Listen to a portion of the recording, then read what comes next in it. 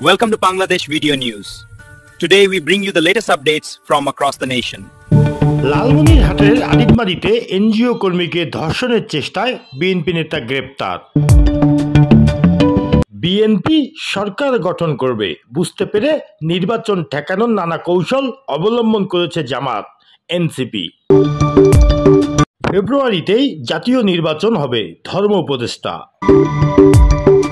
লালমনিরহাটে অসময়ে বর্ষায় ব্যাপক ক্ষতির আশঙ্কায় কৃষকেরা।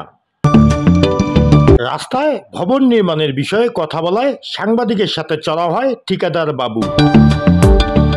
লালমনিরহাটে দলীয় ভাবমূর্তি ক্ষুণ্ণ হওয়ায় ইউনিয়ন বিএনপির সভাপতিকে অব্যাহতি।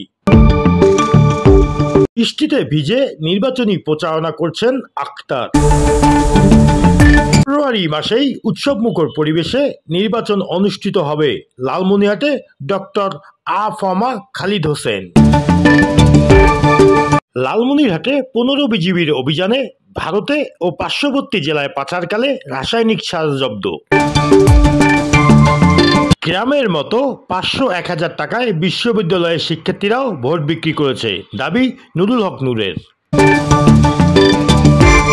জুলাই সনদে যা সই করেছি সেটার দায় দায়িত্ব বিএনপি নেবে, তবে যেটা সই করেনি তার দায় দায়িত্ব বিএনপি নেবে না, মির্জা ফখরুল ইসলাম আলমগীর।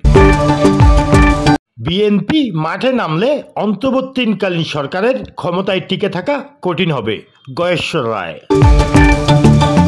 শেখ হাসিনা সহ 261 আসামি পলাতক, আদালতের নির্দেশে পত্রিকায় বিজ্ঞপ্তি। 15 বিজিবির অভিযানে ভারতীয় গরু, ফেন্সিডিল ও স্কাপ সিরাপ জব্দ। নির্বাচন ও গণভোট একই দিনে হলে বাঁচবে 3000 কোটি টাকা। জুলাই বিরোধী 30 শিক্ষক কর্মকর্তাকে সাময়িক বরখাস্ত করেছে ইবি। সুদানের শিশুর কান্না শুনছে না কেউ, হয়তো তারা খুব ক্ষুধার্ত বলে চিৎকারের শক্তিটুকুও নেই তাদের। জামাতকে আবার নিষিদ্ধ করা হোক, আলাল।